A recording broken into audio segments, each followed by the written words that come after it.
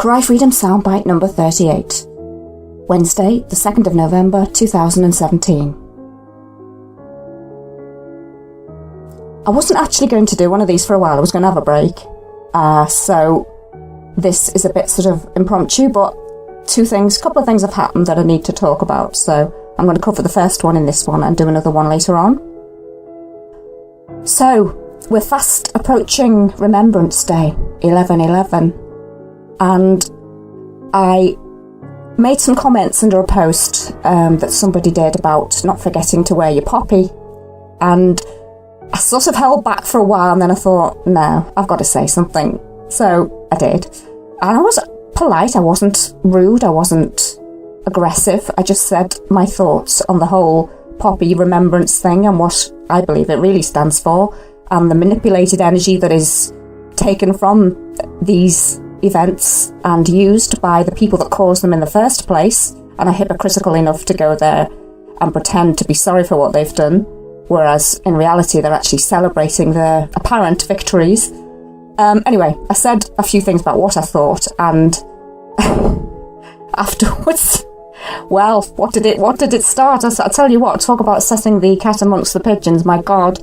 Apparently I am a disgusting, vile weirdo. Maybe I am. Anyway, I can take all of that. That's not a problem. The only reason I'm recording this is to sort of try and make a point. Okay. I was told that I was a disgrace because I was taking the name of the war heroes in vain. And, well, okay, for a start, I don't see them as heroes. I see them as unknowing pawns in a game that is going on way, way, way above what they understand and know.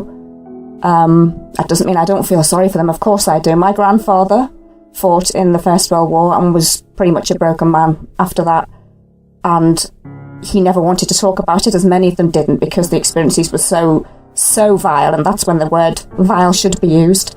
I've seen and heard and read a lot about what men have gone through after these wars, and indeed women now. And yes, it does affect them and their whole families for the rest of their lives. And that is kind of what I'm trying to highlight, although that is what I'm being accused of not looking at. It's the exact opposite. It's the mirror of that. Until people start to see the truths of what are going on right in front of their faces but hidden, these things won't finish. They won't stop. They'll carry on because, yes, okay, I can see how people get upset when a member of their family has died in a war-based situation. Of course they're going to get upset.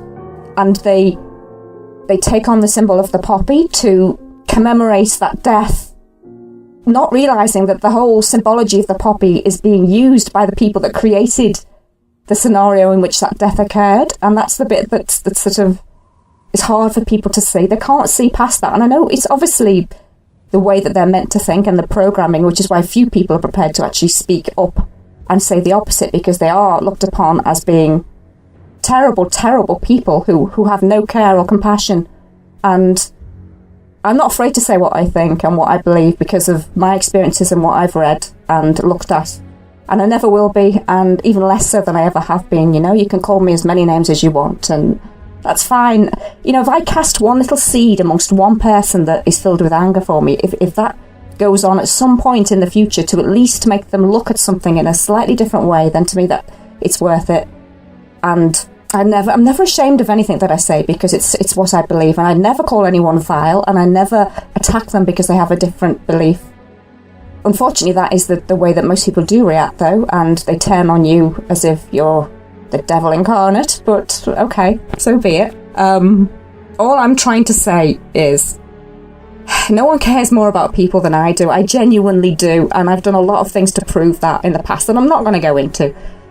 So it's not about me not caring, it's about me seeing things in a different way, because these are the times that we do need to start seeing things in different ways. And until people start to see the absolute absurdity of war and stand together, and yes, people say, but people were conscripted, they had no choice, they had to go and fight for their country. Firstly, they weren't fighting for their country, they were fighting for people that own the country and everything else. That's what they were fighting for. And secondly, surely the very fact that people were conscripted, i.e. forced to go to war, given that even if you're religious, and I'm certainly not, but if you're religious and you believe in the Bible, thou shalt not kill, and yet you're being forced to go and kill. You're not given the choice to even, make your own decision in that. Then what? That in itself is highlighting the whole ridiculousness of it all, surely. And on top of that, if you're actually out there in the killing zone and you desert your killing zone post, in the past you were then killed for that. I mean, that is just a complete circle of travesty and evil, isn't it? If enough people lost the fear of the system and what people think of them, if enough people lost and lose that fear and stand together to say, we're not having this crap anymore, that's when change takes effect. And until people do that and stop not seeing the truth because it's too painful to face, it's not going to be easy. It is going to be bloody painful, but we've gone along with these things. We've allowed ourselves to be tricked into doing these things that are so much against what should be, that it is going to be hard, isn't it, to face up to that, but we have to be brave and we have to have balls and do it. And I can be brave enough to stand out and say what I think, even though I'm getting a barrage of attack. I'm happy to do that.